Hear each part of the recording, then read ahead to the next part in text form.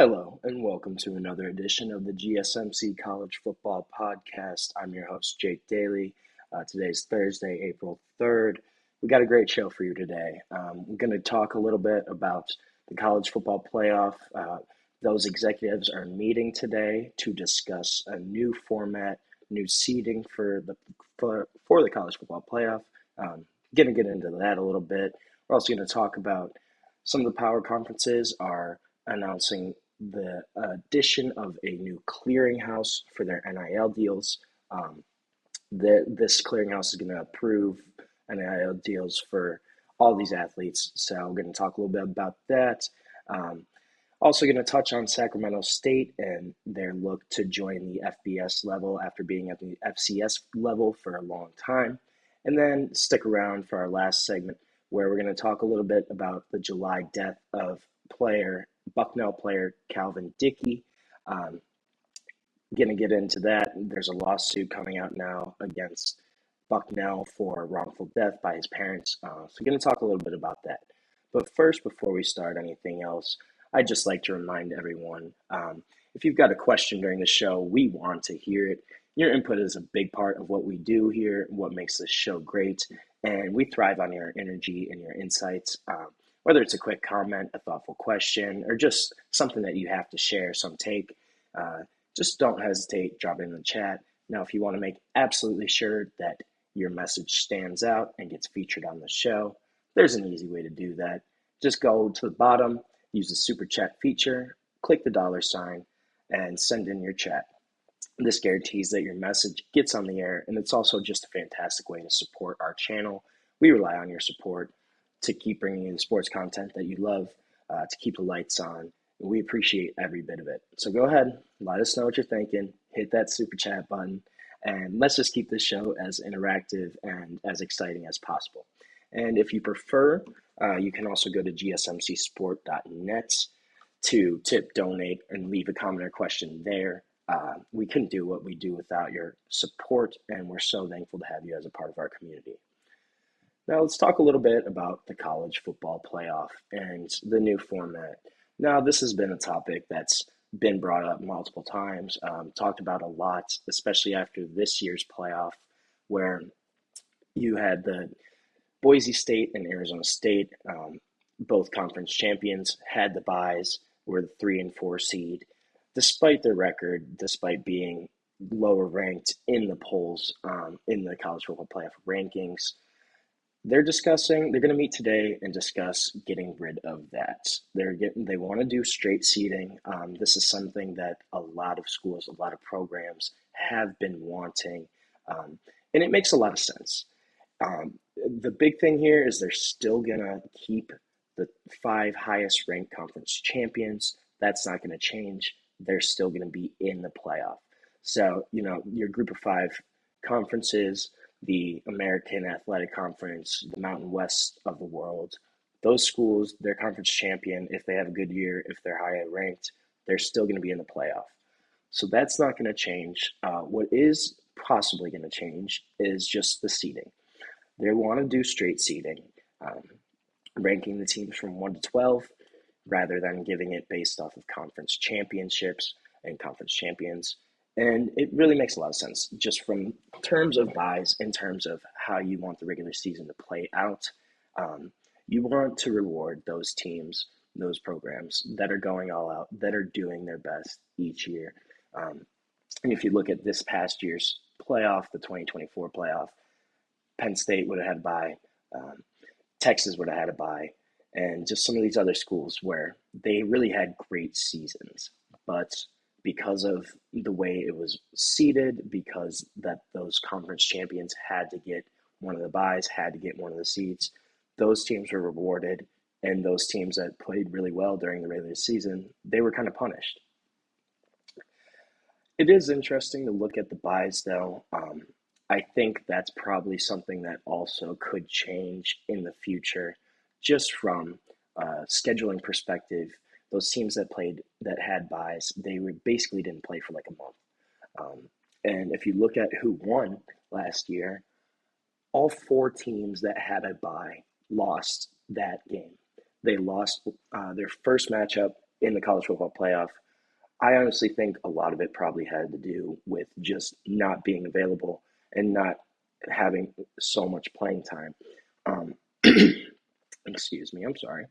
Uh, but that's going to be a big thing here is just the straight seeding compared to teams such as Boise State or Arizona State getting buys when they really probably didn't deserve a buy.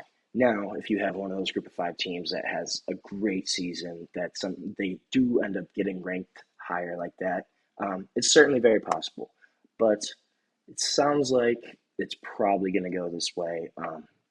The one big thing here, too, is that all conferences have to approve this. This is the last year where it's a unanimous decision. After that, the power really, really shifts to the SEC and the Big Ten. They're going to be the people making those decisions. It doesn't really matter after this year what those other conferences say.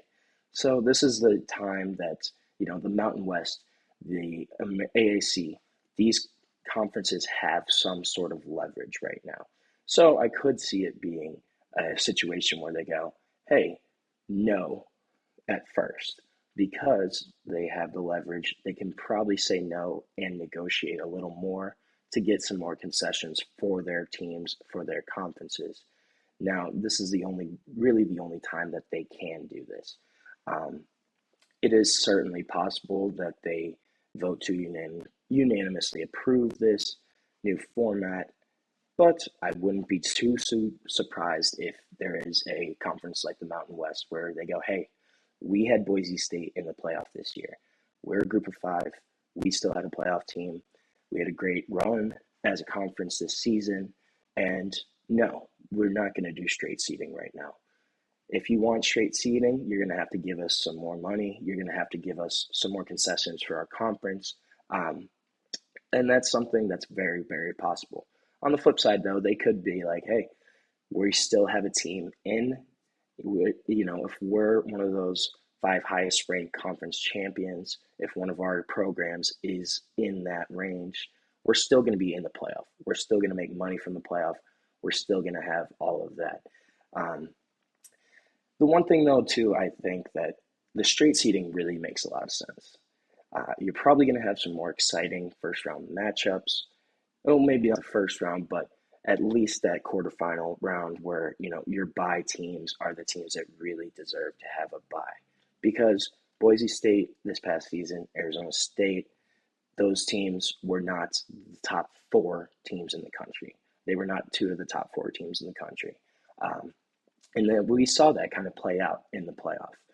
The other thing, I don't think they're going to talk about this right now, but I could really see it going to 14 or 16 teams in the future. I really think 14 is probably that's what's going to end up happening. I think you go to 14 and you only do 2 buys.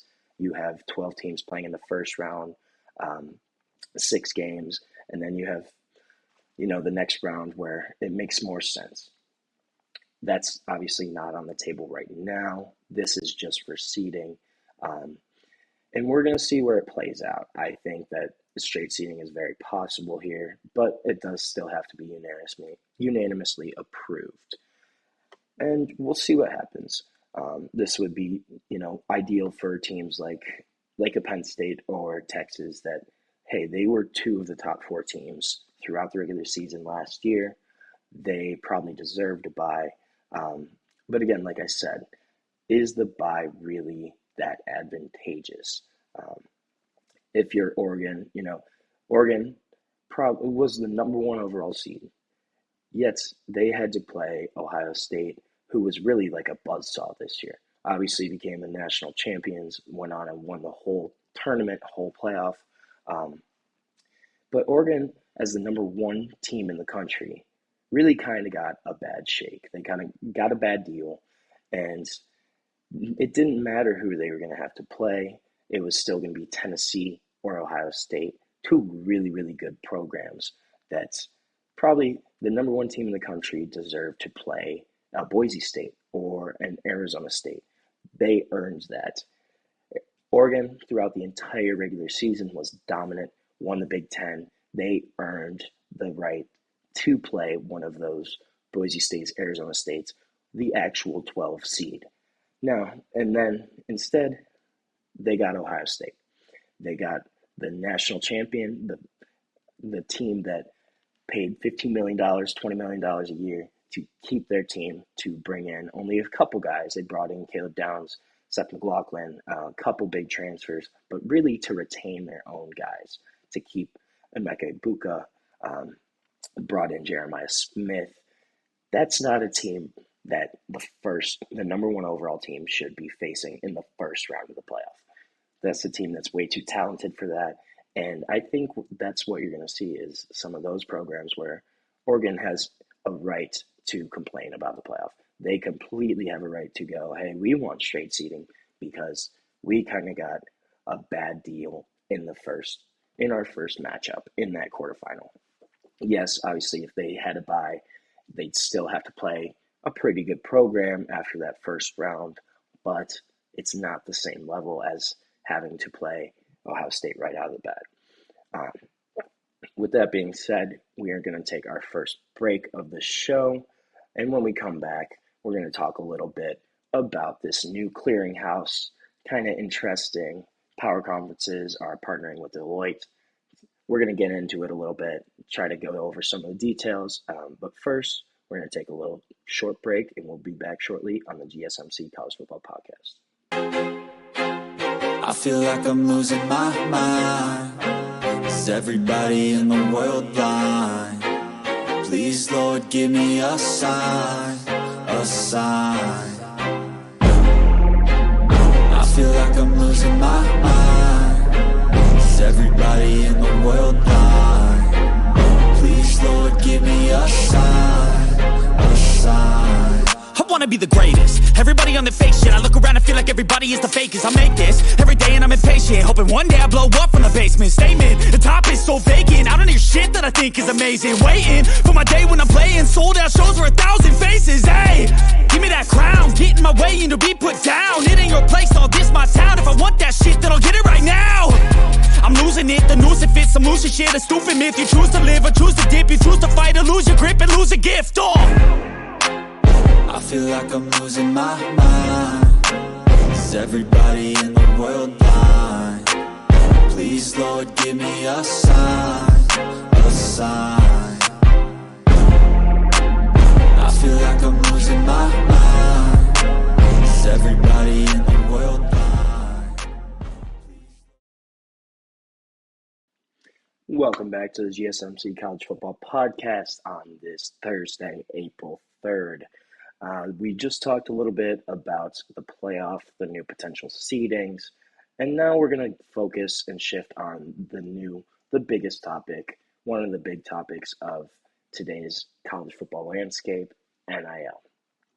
So it came out today that the NIL deals are going to be approved by a new clearinghouse, and it's interesting. It's going to be an interesting pairing.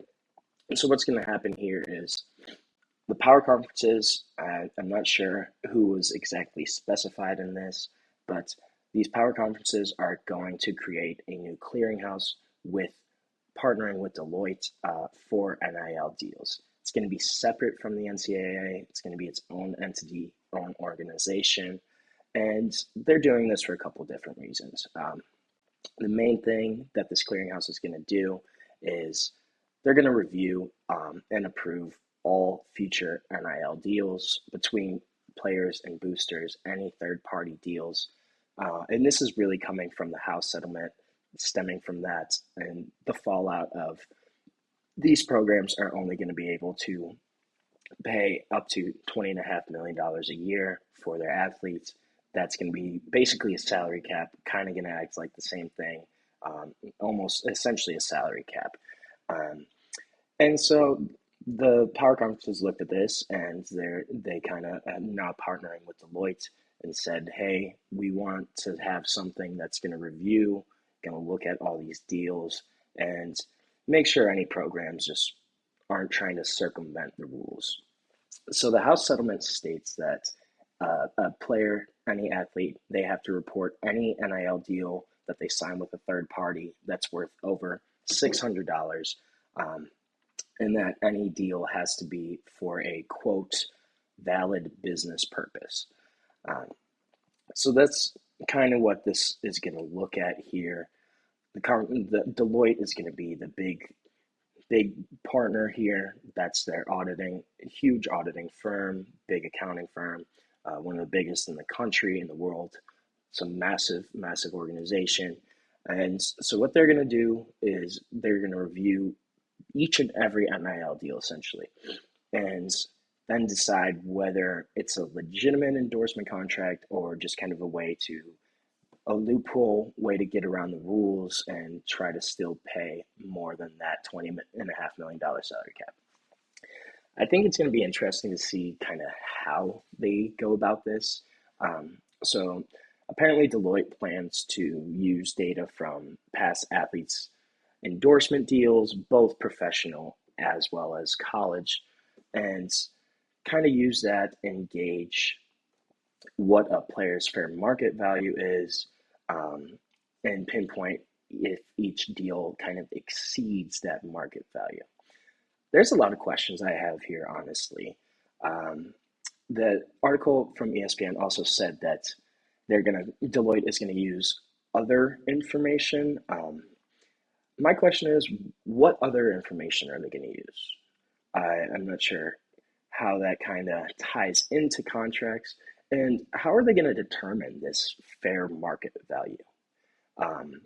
Because obviously it's going to be different for each and every single player. And my thing here also is, when you compare a player from a market, say Los Angeles, you go Juju Watkins, USC star basketball women's player. If you compare her to, an athlete that's playing for Minnesota or Minnesota Duluth, something like that, a program that's in the middle of nowhere in the country, kind of out there, not a great media market, is that going to affect their market value? Especially think about college basketball, March Madness. You have a lot of those guys that are from small programs. Think of like the Drakes of this year. There's always one or two guys that are stars there, show out in March, but they are from a really small town or a really small school. So the same thing is going to apply to football here. How are they going to kind of compare, a team that's like a Rutgers, a D lineman from Rutgers compared to, a quarterback from Ohio State or from USC or from Texas, one of these really big market schools. And then even those are just power conferences too. Then you get into the mid-majors, get into the Mountain West of the world, the AACs of the world, even like the MACs of the world. Think about the MAC conference. If you have a standout from Ohio University or from Kent State, comparing that to a guy that plays even in Columbus or for Notre Dame or for Miami, one of those programs, how are you going to compare those two fairly? Especially if the athlete from Ohio University, for example, is a better player, is a better performer, has better stats, is a better overall talent. How is that going to compare? That's really my big question here right now with Deloitte, with this new clearinghouse, is how are you going to determine fair market value? And what exactly is that going to mean? Is there going to be a specific set of rules, of guidelines to determine that market value? Or is this kind of going to be, hey, this guy had 30 touchdowns last year. All right, now 30 touchdowns is worth $1.5 million. 25 is worth $1.25 million. Is that going to be kind of how it's going to work? I'm not really sure. I really think that's the big thing here, is just kind of how are they going to determine that market value? Obviously, there's going to be a lot of, data, a lot of analytics behind this, a lot of programs and models probably that are going to kind of determine that, especially when it comes to, obviously partnering with Deloitte. That's a huge accounting and auditing firm. one of the world's premier firms. So how are you, obviously it's probably going to be analytics driven, but what are those models going to look like? How are they going to compare? And I really want the fair market value is really what I don't want to say concerned, but really what I'm questioning. How does that kind of work out? What's that going to look like? It's just kind of interesting. And then on top of that, they also announced that these power conferences are going to create a new organization besides the clearinghouse that's going to be tasked with enforcing the salary cap and enforcing fair market value rules. And again, my question is, how are they going to do that? Because it's also going to be separate from the NCAA. So it really feels like they're trying to shift the power away from the NCAA. But how are you going to be able to properly set punishments and enforce those rules, especially when the college athletics traditionally has been the legal process and the getting crime and punishment aspect of college athletics has always kind of been shaky. It's been criticized a lot in the past for just kind of being lack of transparency, kind of vague about what's going on, and just things of that nature. So again, if this new organization is going to kind of do that, how are they going to go about it, and can they do it effectively so that teams and programs actually listen and actually try to follow the rules? Because there's always programs, always places that, hey, maybe it's a little hush-hush, or maybe there's a little side exchange. Obviously, that's not happening as much now because of these NIL deals, but it's going to be interesting to kind of see what they try to do with that. Apparently, this new organization that's going to kind of enforce the rules, it could be in place by July 1st. And I guess a group of around 10 athletic directors around the country have been meeting about that organization for a while. The other thing with that is this is power conference driven. This is probably realistically the SEC and the Big Ten doing this for the most part. But if this is a power conference thing, is it going to affect these mid-majors, the group of fives? Is that going to be something that's even enforceable for them?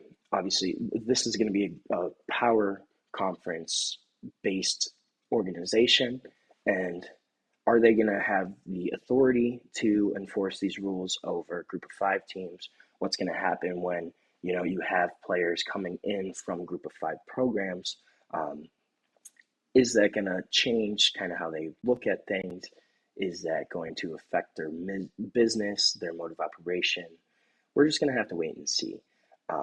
These are all questions that can't be answered right now. They're just things I was thinking about and trying to ponder when I read that this new clearinghouse is going to be approved. And it's going to be interesting to see and try to find out, what exactly is fair market value? What are these actual specific rules, and what's this new organization going to look like?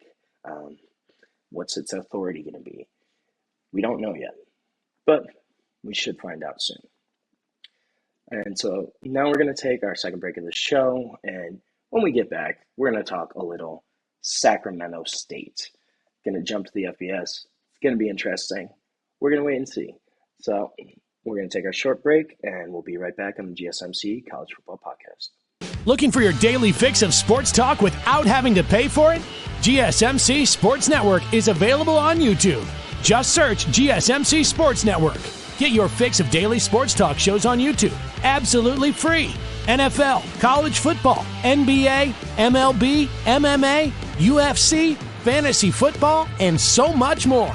GSMC Sports Network has shows running all day long, with new sports shows starting every 2 hours. Just like on your favorite cable sports channel, except GSMC Sports Network is absolutely free. Just search GSMC Sports Network on YouTube to catch one of your new favorite shows, like the GSMC College Football Podcast, Chip Shot Football Podcast, Hoops and Heels Women's Sports Podcast, GSMC Basketball Podcast, and so many more. Check it out for yourself. GSMC Sports Network, now available on YouTube absolutely free. Search GSMC Sports Network on YouTube right now.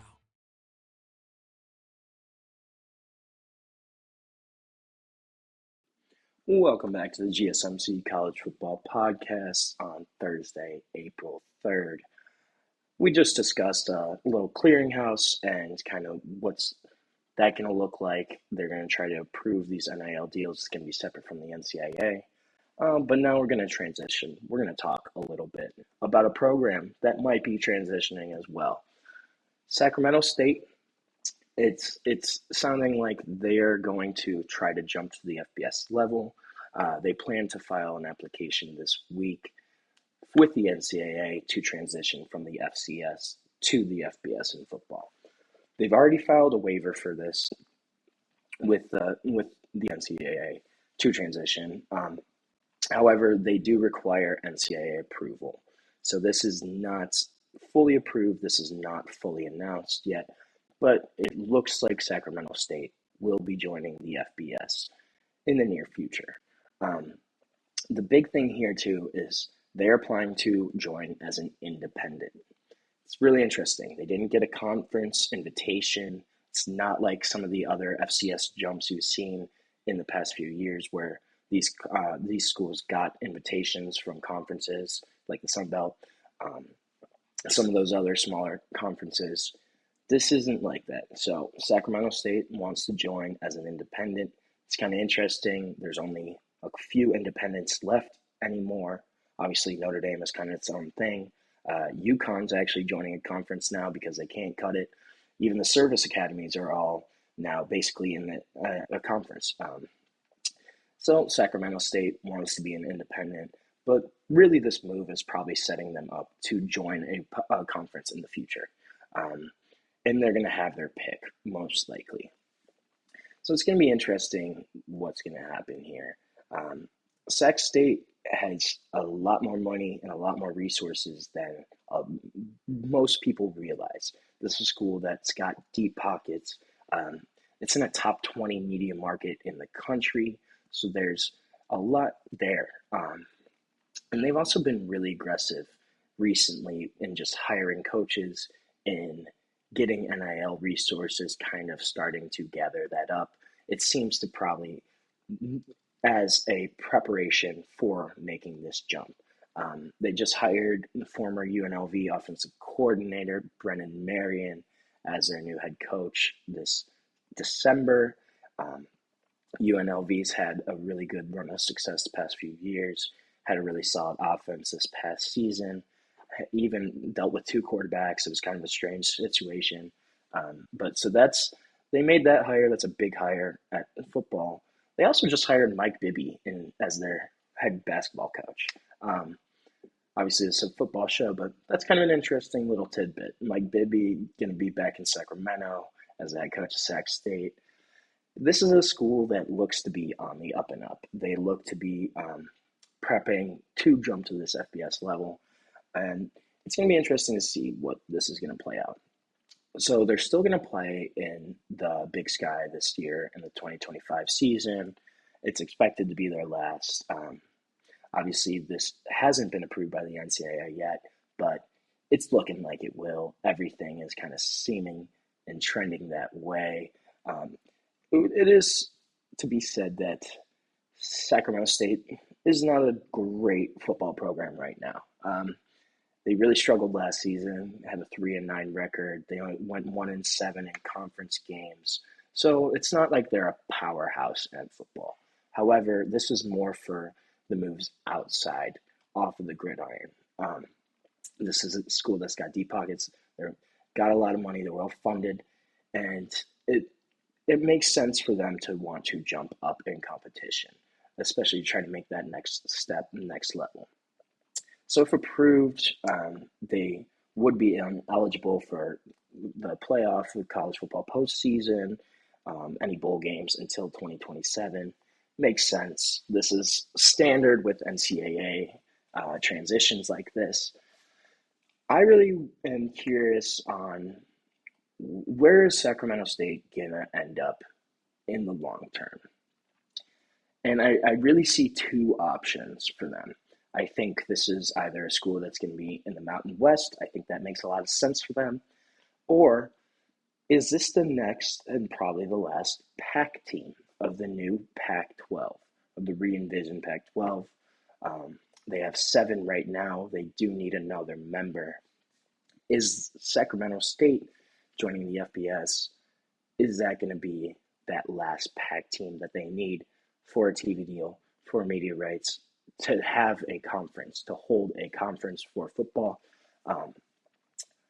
I think that's probably pretty likely, honestly. Especially, I talked about yesterday how the Mountain West, they kind of have a new grant of rights that their teams are locked in. They can't leave to the Pac. They can't go to the Pac. So it doesn't seem like the Pac's going to poach another Mountain West team. This is probably going to be, it really is looking likely that Sacramento State could be the last Pac team, could be that 8th team that they need. And I think it makes a lot of sense for them. It makes sense for the Pac. It makes sense for Sacramento State. Pac obviously needs another team. Sacramento State's in their region. It's still staying on the Pacific Coast. Obviously has connections with some of those other schools. They're kind of on similar level as, those FBS programs like that just joined the Pac, the Boise States, the Colorado States, in terms of finance, in terms of just overall kind of market. Sacramento State probably has a bigger market than most of those Pac schools, so that's something to look for. And I think that could really be an interesting move for them. Obviously, right now, they're still going to, if they do get NCAA approval, they're going to join as an independent. That's going to happen first. But I think that will eventually lead to an invitation to join either the Pac or the Mountain West. And I could really see the Pac going for Sacramento State. Obviously, it's a school that not a lot of people think about, not a lot of people kind of put them up there. But it is a school that has a lot of resources that can compete at the FBS level. And I think we probably will see them in the Pac at some point soon. Now we're going to take our last break of the show. When we come back, we're going to talk a little Bucknell football and the death of Calvin Dickey Jr. in July and the lawsuit that's coming out now about that. But right now we're going to take another break, and we'll be back shortly on the GSMC College Football Podcast.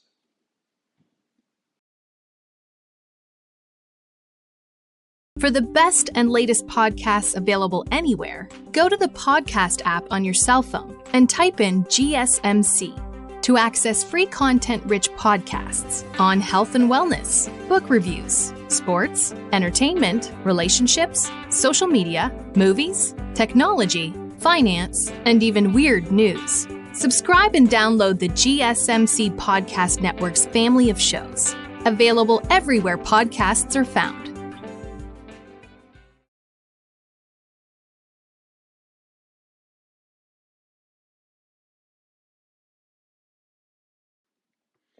Welcome back to the GSMC College Football Podcast on today, Thursday, April 3rd.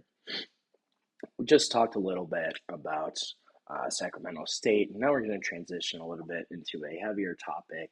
So Bucknell is being sued by the parents of freshman Calvin C.J. Dickey Jr. After his death on July 12th. So this happened. It was 2 days after he collapsed with his first workout with the Bisons, with the team. And this was kind of, obviously it's a sad story. This is something that's really hard to hear. You never want to hear athletes dying, athletes collapsing. So it sounds like that, according to the lawsuit, the freshmen were doing up downs, where They were doing about 100 up downs. It was a punishment. And the lawsuit states that there was no trainer present during the time, that the Pasuki Team Center, where the workout was held, that they did not have an emergency plan in place for responding to medical emergencies. And it also states that multiple players kind of noticed that Dickey was falling behind the group and he was not looking really well while doing these up downs. He looked like he was really, really struggling. So the big thing here, according to the lawsuit, according to the family's attorney, the autopsy determined that he died from complications of sickle cell related rhabdomyolysis. And obviously that's a medical condition that experts have said it's pretty easily prevented. The lawsuit states that his death was completely avoidable and was in part caused by, quote, aggravated hazing. Bucknell did say that in a statement that they were aware of this lawsuit. This is really kind of interesting. So Dickey did have sickle cell. He did have the sickle cell trait. The NCAA mandates sickle cell trait testing. Sorry, that was a tongue tie for me. For all athletes, as people with the trait they're at a higher risk overall of rhabdo, which basically when that happens, what that is you have damaged muscle tissues and they kind of release their contents into your bloodstream. This can really affect a lot of different bodily functions. It really can damage your kidneys. That's one of the big things there. And this can happen if people with that trait start to feel fatigued and they don't stop exercising. So Dickey had this trait. He had sickle cell. And according to the lawsuit, his parents uploaded his medical records to Bucknell. And they also said that a trainer even called his mother before he arrived on campus to discuss the diagnosis, to talk about, how they're going to go about it. And yet it was still kind of ignored. Obviously, this player, he had the trait. They knew about it. It sounds like, according to the lawsuit, they knew about it. The school knew about it. Obviously, there's no statement from Bucknell about that. But it's still kind of interesting that this happened. When you have a player that has that diagnosis, that has it, and you're making them do 100 up downs, and I think it's kind of it's really questionable that there was no trainer present either. I've seen some of these college football practices. There's trainers everywhere, and so I'm not sure if that's actually the case. If there really was no trainer there, that's what the lawsuit says. That's still up for debate. Well, not up for debate, but it's in question, and so we're not sure. But the idea that there wasn't a trainer there, especially after knowing about his diagnosis, about his issues, is kind of sad.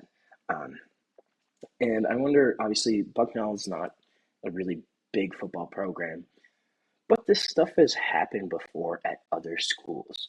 You look at Maryland, when DJ Durkin was there, they had a similar incident. This has happened every few years almost. And so it's pretty sad to see. I think that these schools probably need to focus a little more on the health of their players overall, especially when you have guys like Dickey who have a medical condition. That's something that you need to be on top of. You need to document, you need to know about it and take care of it and be there and willing to help, and have a plan in place for if something does happen. It sounds like this didn't happen at all at Bucknell. I also think it's kind of interesting that the lawsuit states that the actual center itself did not have an emergency response for any medical emergencies, an emergency response plan. That's kind of interesting because most of these places, that is pretty standard to at least have a set of protocols in place that kind of go about what to do when an emergency happens. It's a sad story overall. Obviously, you never want to see the death of a young person. It's really sad. It's a really tough thing to see. And it's interesting, though. It's kind of sounds like from the lawsuit, from what Dickie's parents were stating, they really feel that Bucknell is at fault for this. They're suing for negligence as well as wrongful death, among other claims. But if you're Bucknell, if you're another program, this is something you have to take care of. You have to be on top of what your athletes' medical histories are, of just their overall well-being, and you have to notice when there's signs. It sounds like there were clearly signs that Dickie was struggling. It wasn't that he just was working out and all of a sudden collapsed. It sounds like from everything that was in the lawsuit and from what people have said, it sounds like he really was struggling during these up downs. And that's a time where you have to say, hey, this guy's not okay right now. Obviously, there's still a place for, punishment and doing physical punishment as a member of a sports team. This is something that happens even at the little league level, at the youth level. You get in trouble or you do something wrong and your coach goes, hey, go take a lap or go do jumping jack, go do something. This happens all the time. But so I'm not saying that that's not, you can't make these players do up downs. You can't make them do that. But you have to know who on your roster, who can actually be hurt by this. He had this trait. It sounds like his parents stated that the school knew about it. Obviously, there's no official statement from the school in regards to that, if they did know about this trait, if the trainer actually did have a conversation with his mother. We don't know that, but it's something that you need to be on top of as a program, as a coaching staff, just overall. You have to know that these guys, like guys like Dickie or guys that have other medical histories, other things that they physically cannot do this for a certain amount of time, or it will hurt them, injure them really badly.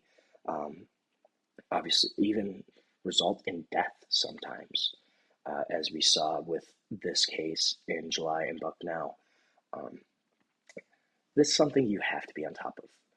It's really unfortunate. It's really hard to see this thing kind of happen. And I just wonder kind of why there were no steps, or why it sounds like there were really no steps taken to prevent this. This was easily preventable. They could have pulled Dickie aside much earlier, when they really started to first see him struggle, and not force him to push through, because that's when rhabdo happens, when you are tired and you're still trying to push through. He could have been pulled off the field. He could have been pulled to the side and said, hey, take a break. That's not what happened here, though.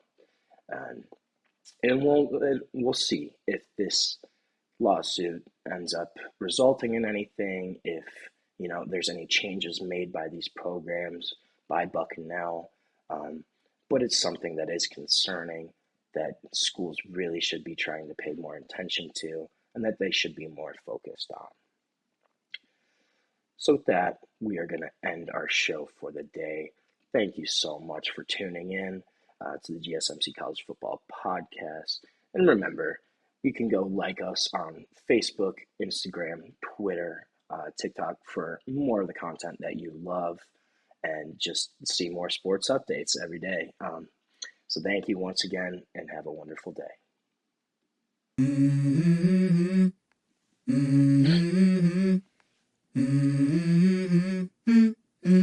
Let's go.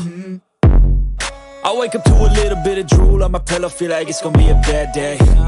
Yeah, I'm tired of shit, and the coffee ain't hit yet. Damn, ain't that great. I don't wanna go to